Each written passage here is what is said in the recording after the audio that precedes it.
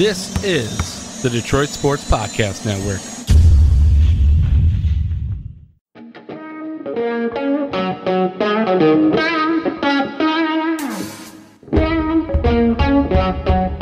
The biggest icon in podcasting.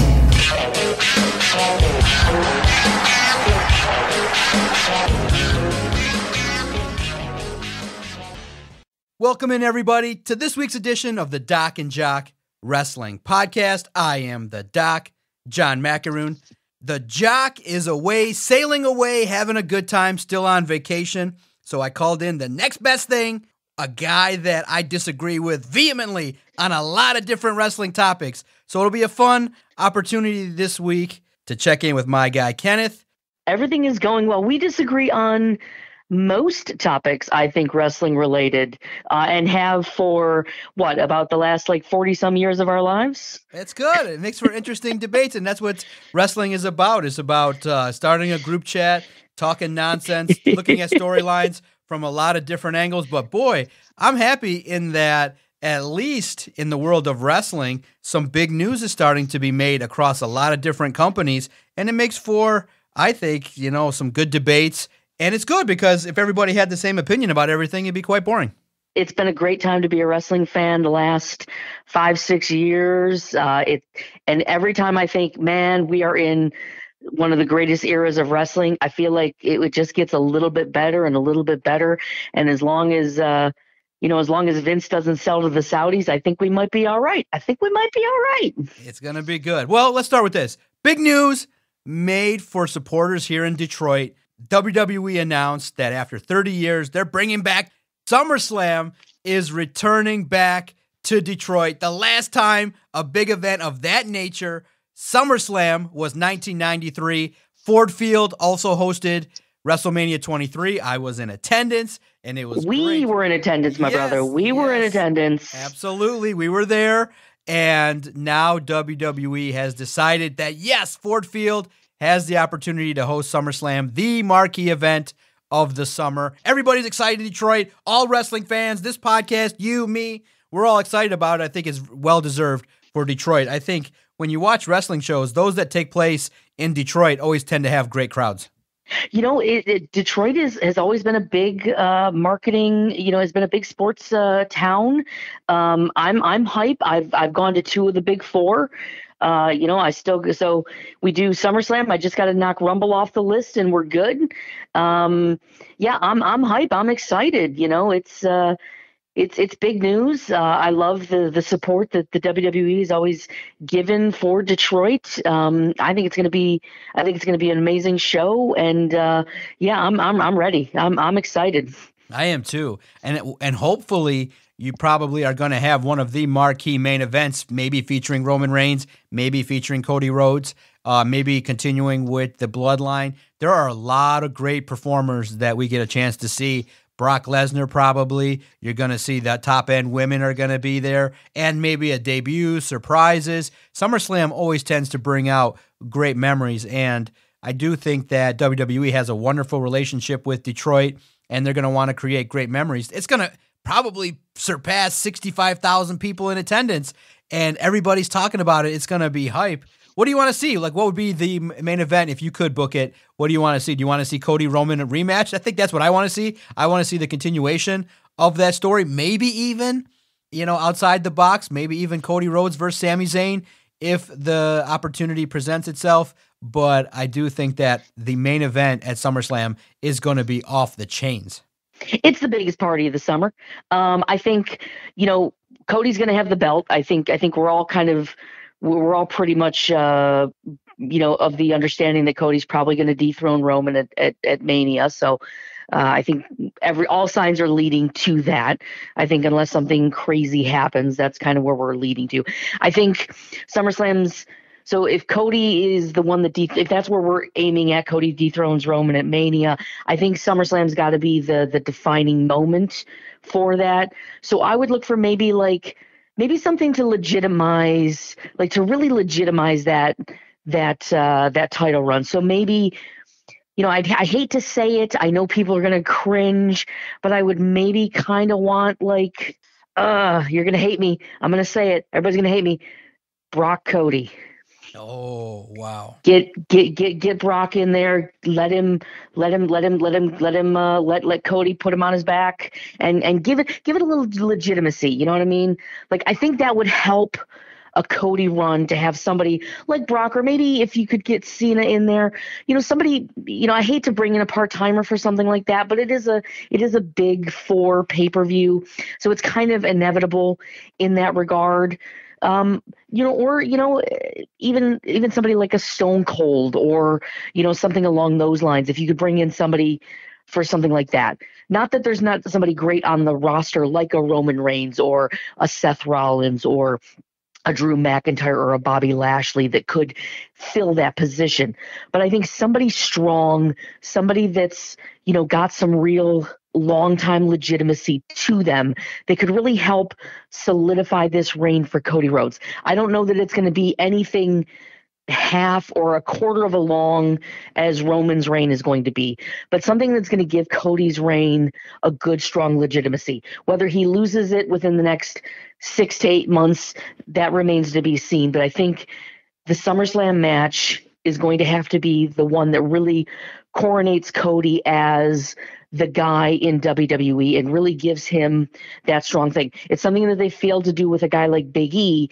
and that's where they kind of lost their way, and then they kind of had to scramble and figure something out. So that's what I'm looking for at SummerSlam. Ooh. For the big marquee match. Yeah, I could also see Brock Lesnar at next year's Mania if you want to have it on a bigger scale. But it'd be interesting to see where they move it along, especially if Roman Reigns and the Bloodline take a step back. That's what we're looking at. It's going to be interesting. That will be the next kind of evaluation point is, okay, if Cody Rhodes ends up defeating Roman Reigns, what will the Bloodline look like? And I hope to see, maybe Roman will turn his full attention to Sami Zayn because of what we got to see on SmackDown and the kind of conniving manner in which Sami is trying to work to dissolve the Bloodline. And now Paul Heyman and the work that he's done has been spectacular. So now Raw was highlighted by one of the best promos I think people have seen in many years. And this is what Cody Rhodes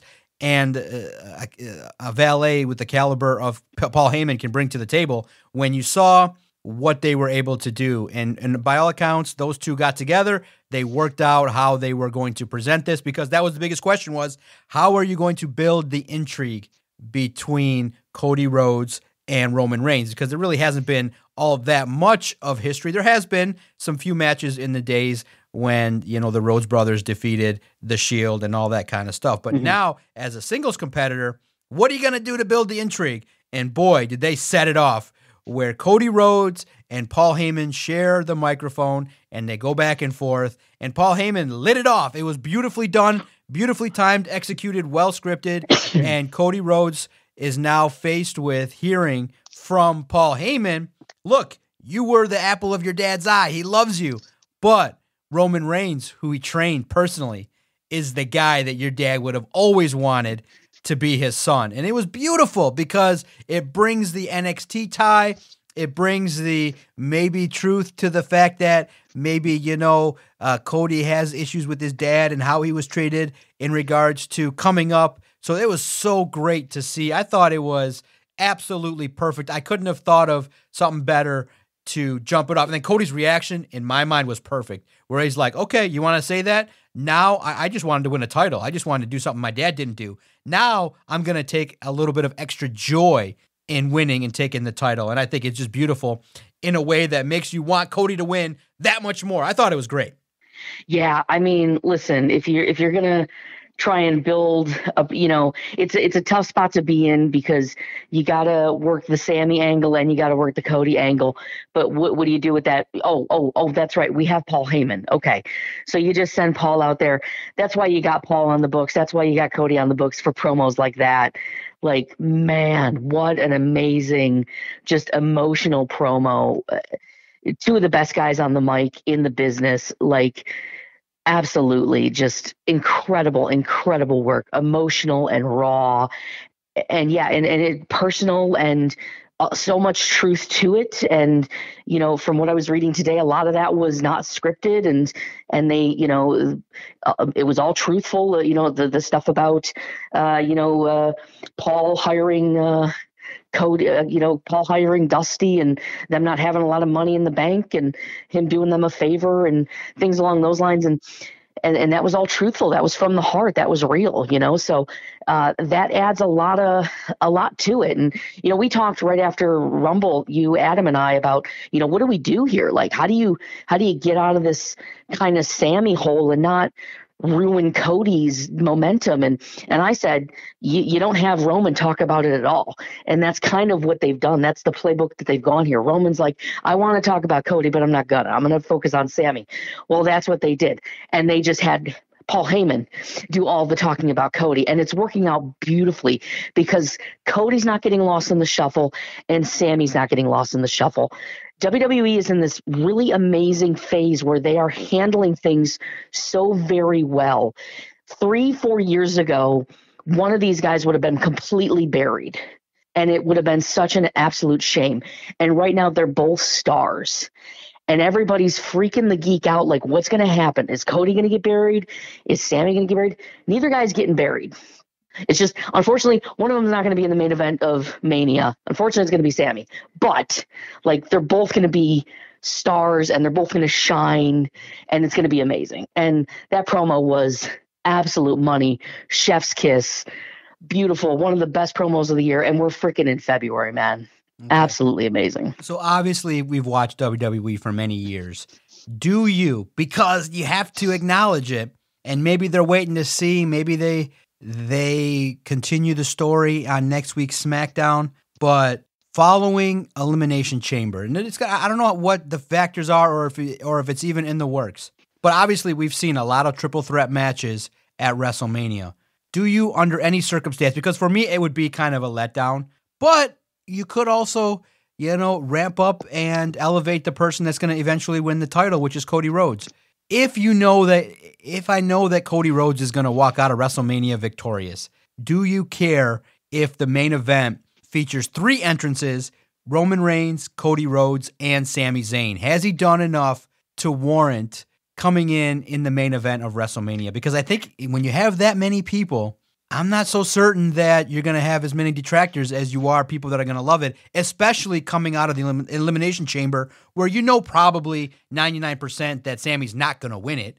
You have it where obviously he gets screwed, but something happens where he gets an opportunity at WrestleMania. I could see it happening. It's not that far-fetched, and I think maybe the fans might even clamor for it if they can do it right. I think the fans would want it. I think it's not that far-fetched. I don't think that would be fair to Sami because I don't think he has a chance in the match. I think it would be, and it sounds weird to say that because you're putting him in the main event there.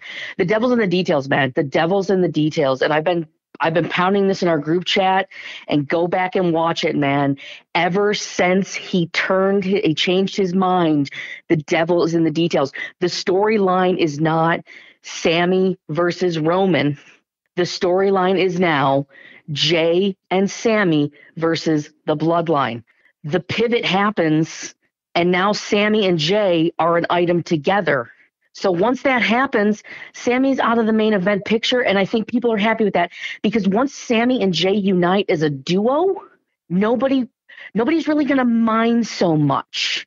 Once that hug happens, once that moment happens where Sami and Jay unite, how crazy is that crowd going to react when Jay comes and saves Sami from a beatdown? Think about that. Think about how amazing that moment will be when Sami's just getting his butt kicked at the end of Elimination Chamber and Jay comes to his rescue against his brother, against his cousins. See, that's the part where I debate you is that pop going to be bigger than if Kevin Owens does it? Because I feel like if you have a WrestleMania look at last night. Look at the pop that fist bump got last night, man. Yeah. Look at the pop that fist bump got last night. See, for me, visually, I think on the graphic, it looks better to have Sami and Kevin against the Usos at WrestleMania than it does Sami and Jay. It just seems disjointed. I absolutely disagree. Who was the first dissenter against the Bloodline? Triple H, I'm telling you, man, we're playing checkers. Paul is playing chess. Who was the first dissenter against the bloodline? Yeah. Jey Uso. Okay. The first Who was dissenter. Who was the last official dissenter against the bloodline? Sami Zayn. Okay. It's brilliant, and nobody has really officially seen it. I didn't see it really until Jay walked out at Rumble. But like you saw it last night when that fist bump, and everybody kind of went a little bit crazy. And I'm telling you, man, when Sammy's getting a beat down and Jay comes to his rescue, officially comes to his rescue, the crowd turns and it changes, and it becomes Sammy and Jay together against the bloodline. And he kind of moves out of the main picture scene for a bit. He probably can go back. I think people are still going to be very hot on Sammy, but I think it takes a little bit of the heat off of him in the main event scene. And I think that saves them a little bit of time. It allows Cody a little bit of room to breathe here a little bit. But I'm telling you, man, that pop is going to be huge, and the crowd is just going to go immediately in that direction. The story is no longer Sammy versus the bloodline. The story is, or Sammy versus Roman. The story is now Sammy and Jay versus the bloodline. That's what people want to see. You saw it last night. With that fist bump. Okay. That's what people want to see. Okay, let's see. I'm curious to see what that match will be at WrestleMania. Tell us at Detroit Podcast, which one of us do you think is right? Is it Kenneth at TV Chips thinking that Jey Uso is going to side with Sami Zayn?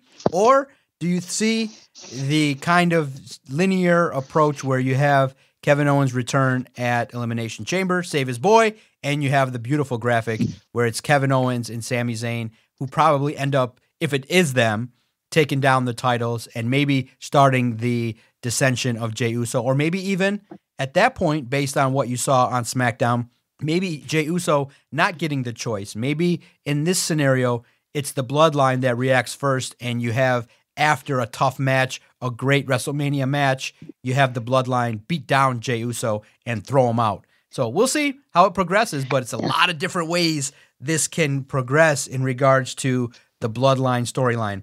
So I'm definitely curious in regards to now the bloodline is starting to descend. Okay, now what happens? Let's say, okay, Jey Uso at some point, we project him maybe not being involved. Do they add another member? Do they ride with Solo and Jimmy alone with Roman? Do you end up having Roman Reigns just blow it all up and everybody go their separate ways? Because I do think if you end up, in my mind, moving on away from the bloodline, I think you could have Solo and Roman align themselves together and go about their business, because Solo Sikoa is serious. He's got, Intercontinental title all over him. Maybe not this year, maybe next year, but he's got more than just the enforcer in his background. He's believable. He's aggressive. He's got the serious look, and I think more for him. I think obviously the Usos have kind of really reached their crescendo in regards to relevancy, and obviously you're going to have them pivot off and get back in the tag team scene and work with others, or maybe not even be a tag team anymore in your eyes. Where do you see the bloodline going in the next 6 months or so, even past SummerSlam? Yeah, I think blowing it all up would be detrimental to Solo at this point. He's got it. He's got all of the pieces. He's really, really good. But I think he's just a little too green right now. He's just come up to the main roster and all that kind of stuff. And we haven't seen enough of him for him to kind of go out on his own. I think if they were to blow it up, perhaps maybe if you leaned into these Umaga connections that he's been kind of peeking at, and maybe just kept Heyman with him and, and kind of went that route. I think that could be the safe way to go with him, and just, have Roman go about and do his thing, whatever that happens, whether he goes away for a bit and kind of figure things out with that, and have Jimmy do his thing, and maybe just keep Heyman aligned with Solo as his mouthpiece. I think that would be the best route for him if you're going to blow up the bloodline. But I think having Solo stay with Roman as long as possible, with Roman and or Heyman as long as possible is the best option for him at this time, because I think killing that right now would be very detrimental to his progress. He is a star. He, as you said, he has mid-card title written all over him within the next 6 to 8 months. Absolutely. He's got it. He has got it. When he started using that spike, I was like, oh, yes, thank you, please. I would like more of this. Yeah, he's got all over. He was showing signs of it the second he entered NXT, and I'm glad that they pulled him up as soon as they did, because it's in his bloodline. I mean, not to be cliche, but like, he's got it. Some people in that family, you see it immediately. Like, there are, people in that family that you see it right away.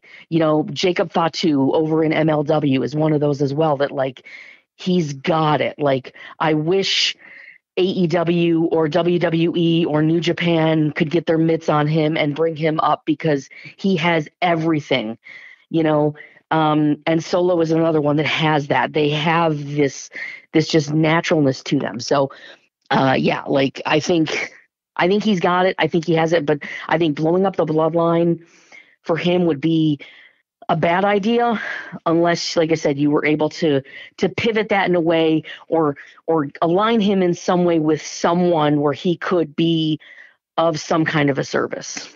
Yeah, WWE had a great week of programming. Now the build toward WrestleMania is starting in full ingest.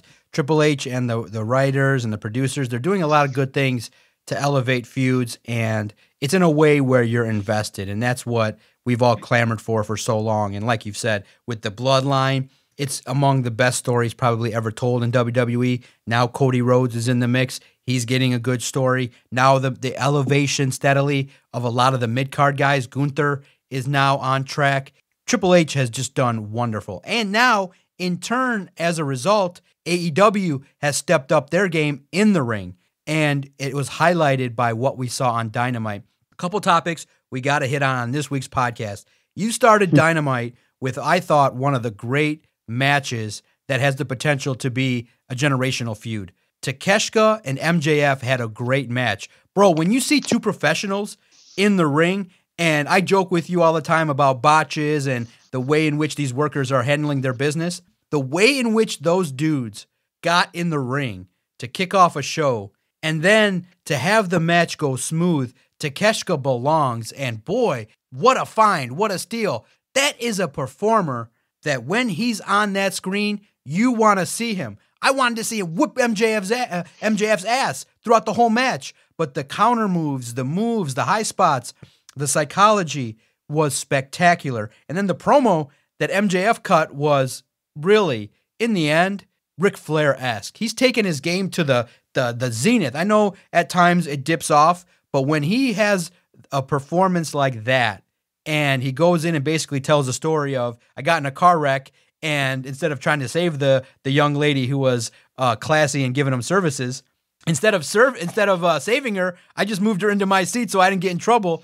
And the way in which he delivered it, like he enjoyed it, was amazing. And I just think that MJF and the work that he's doing, he really has. You have to give him credit whether you think he's the bee's knees or he's a jabroni. The work that he's put in to be a heel, to live the heel persona, to be a true heel, to deliver promos as a heel is spectacular. And it even started with, as traditionalists, you saw Kenny, he put his hand out to Takeshita, and everybody knew he was going to do a heel move, but he does it in a way that, at least as old-time wrestling fans, it harkens back to heel Ric Flair. It harkens back to old-time heels in the way in which they performed. I loved the start of Dynamite this week. How many times have we said, like, AEW started with a great match? Like, yes. That is the most redundant phrase ever, because they always do. I am not an MJF fan. I think his in-ring promos are absolutely god-awful. But when he does those behind-the-scenes promos, I think they're usually pretty good, because he's not playing to the crowd. He plays to the crowd pathetically. It's the same redundant over and over and over. Hey, you're fat and lazy and you smell. Like, whatever, dude. Get new material. I will say this. I think he has the pieces. I think he tries to put it together very well. He does need some work in the ring, But I think MJF, he has that old school, like you said, he's got that old school Ric Flair, evil 80s villain wrestler vibe about him, and it works, and he does a very good job with it. And Takeshita, man, that guy is money. Yeah, he's money. He is absolutely like as natural a baby face as I think I have seen there's just something so lovable and enjoyable about him, and you can't help but root for him. There's nothing to dislike about the guy. He's good in the ring. He's got this wonderful personality. The way he came out a couple weeks ago to like help Daniel Bryan, even though like he was outnumbered, he was obviously going to get his butt kicked. Like, he's just one of those honorable, wonderful guys that you're just absolutely going to get behind and love. AEW absolutely, wherever they found him, whatever hole they found him in, they stole him and completely stole him. And I hope Tony Khan is, putting as many zeros in his checkbook as possible to keep that kid around as long as possible, because he has a star on his hands. And absolutely. AEW is a great show. I think they're like you said, when WWE is on, AEW is putting it together. When AEW is putting it together, WWE is, it's the old school like Monday Night Wars all over again. You feed off each other. It's inevitable, and I love it. We are as fans are receiving the benefits of this wonderful, this wonderful little war that we're in. Even though it's not a war, they're not fighting against each other. They're all fucking friends. And I say this, though. Even though you gave them some love, I will say this. There was a misstep, and we're going to debate this. This is the final topic we got on this week's Doc and Jock Wrestling Podcast. You, for some reason, felt the need to acknowledge the fact that the Ass Boys won the AEW World Tag Team Championship. I think that is an epic mistake. You didn't tell the full story of the Acclaimed. What on earth would give you the idea that an over tag team like the Acclaimed that has been working with Billy Gunn, formerly of DX, one of the legends of tag team wrestling, what on earth would give you of course it was going to be shocking to have all the fans see the Acclaimed lose. But I felt like, great, you can tell this story, no problem. This can be the end result. But on television, early in February, to have the Ass Boys win on a televised show, not at the pay-per-view, not with any real hullabaloo going into it. Obviously, they've told a story regarding these guys' feud, but at this point in time, I felt like taking the belt off the Acclaimed really cut them off at their knees when there was an opportunity to really tell more of a story and really do a lot more work for the Ass Boys to win it. The Gunn brothers have done a lot of shit talking, and they're annoying, and they're a heel tag team. But in my mind, are they the best AEW tag team? Absolutely not. You saw the reaction of the crowd. They were like stunned. They were like, no, we want to see more of the Acclaimed having these type of feuds. I thought what needed to happen on Dynamite was the Ass Boys taking care of business, but doing something in the realm of getting a DQ, setting up a pay-per-view match, setting up something where you continue to kind of question what's going on with Billy Gunn. I know he's gone back and forth, but you can kind of have it where you get more intrigue in regards to that feud. I felt like they just rewarded a tag team without merit. Yo, listen. The Acclaimed have gone as far as they could go. They're a mid-card tag team, and that's all you need to know. They decided to pull the trigger on a young and up-and-coming tag team that is very talented, has really good mic skills, and they are getting over on their own without the help of Daddy Butt. And again, like I said, what has the Acclaim done? They don't do anything. They have their funny little raps in the beginning. They're decent in the ring. Anthony Bowens is a far better wrestler than the other guy. That's all they got. They got their one little shtick in the beginning of the match. They're decent in the ring. They have peaked. They're over for one little thing, and that's it. They've gone as far as they can go. They're a mid-level tag team at best. And that's it. Put the belts on a young and up-and-coming tag team that's kind of talented, that can do some good things, that's gotten over for something relatively stupid. I think it's a great idea. I think it's fun. It's kind of shocking. Nobody was expecting it. Nobody really kind of wanted it because the Acclaimed is over. But I think it's a great thing. I think it's fantastic. I am Team Ass Boys. Fully. I think they are fantastic. The work that they have been doing, that they have been getting out of, and I thought they had a great match with FTR a couple weeks ago. I thought they had a fantastic match with FTR. And maybe that was FTR pulling something out of them, but I think they put it all in the ring. They do a fantastic job. They are hilarious on the mic. In the backstage skits. They are young. They are talented. They're what you would want from second generation talent. This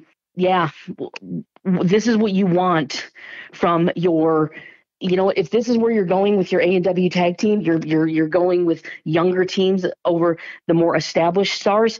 Yeah. Put it on young and up and coming talent. Make the AEW tag belts meaningful. Make it chaotic, make it, you don't know what's going to happen. And yeah, the Acclaimed, whatever, they got that one little thing that they do in the beginning of their matches. And then everything after that is a little bit formulaic and whatever. There's nothing after that. They do the scissor thing. Whatever, fine. Okay, that's great.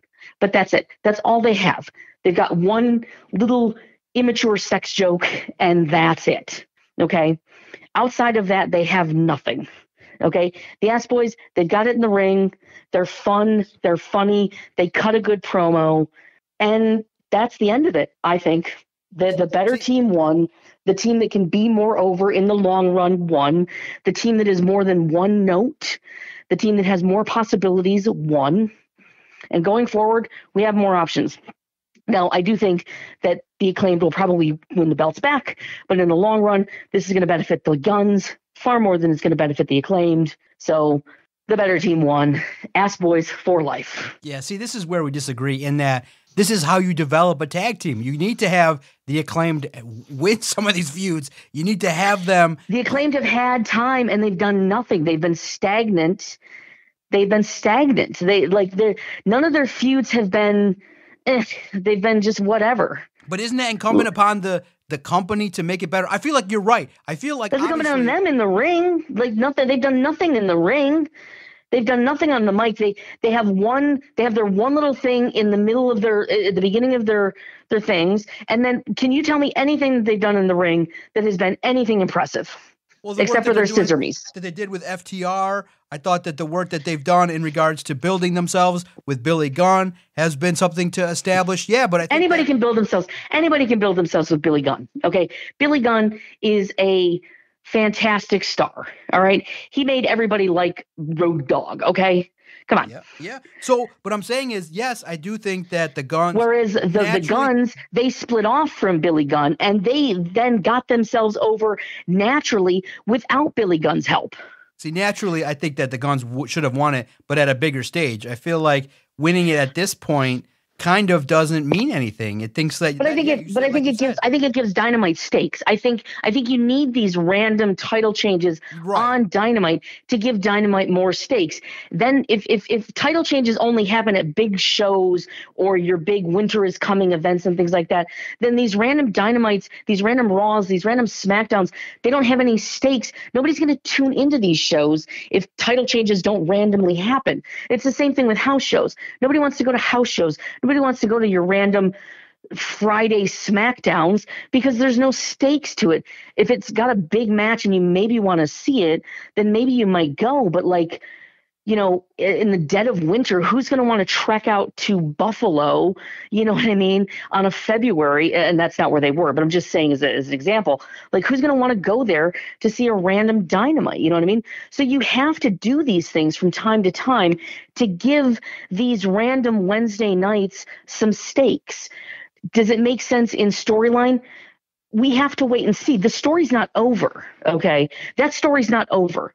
So we won't know until the story's over whether in the all-encompassing aspect of it, if it did make sense. You're basing it on, chapter 6 of the story that's got 15 chapters. So you can't tell right now whether it does totally make sense, but it gives Dynamite a little bit of credibility and a little bit of stakes. And then you go, oh, wait a minute, that happened on Dynamite? Okay. That means this stuff can happen. So now you go, well, wait a minute now. So next time a belt is up on Dynamite, you go, oh, well, that belt's not going to get, switched on Dynamite. You go, well, I mean, the Ass Boys won a couple months ago on Dynamite, so it could happen, like Bryan could take the belt off of MJF on a Dynamite. I mean, they did it once, you know what I mean? And as impossible as it seems, it has happened. So it gives a little bit of credibility. It gives a little bit of stakes. That's why they do these things from time to time on Raw and Dynamite and SmackDown. It gives it just a little bit of like, oh, could it happen? Okay. I firmly believe I won the argument fairly and squarely. That's good. I think that's boys for life. In regards to character development, but you make great points in regards to, yes, I'm definitely going to be paying attention more to title belt matches and opportunities and things like that on Dynamite, which is good. There is value to that. But at the same time, I think that at this point, the tag team division outside of, FTR and the top end stars and things like that, you need to develop them just a little bit more.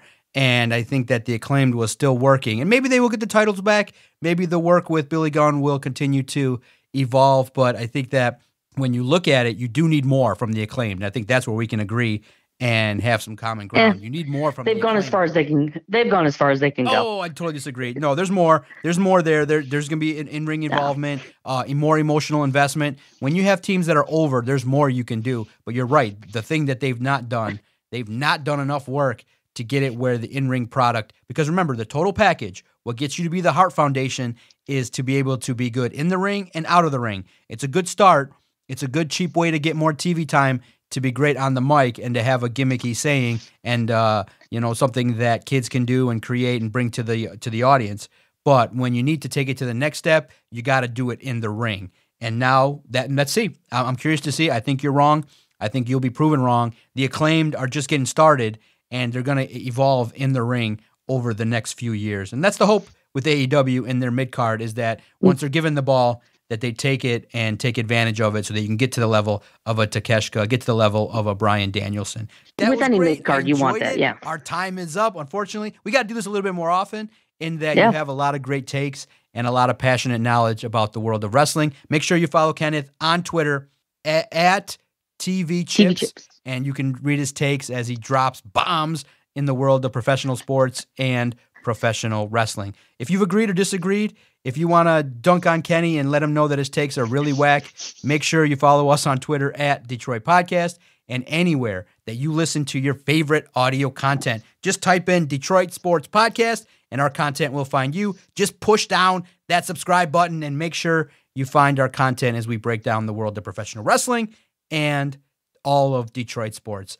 Adam's back next week as we prepare and preview the Elimination Chamber. Good things are ahead, so make sure you stay tuned each and every week for new episodes of the Doc and Jock Wrestling Podcast.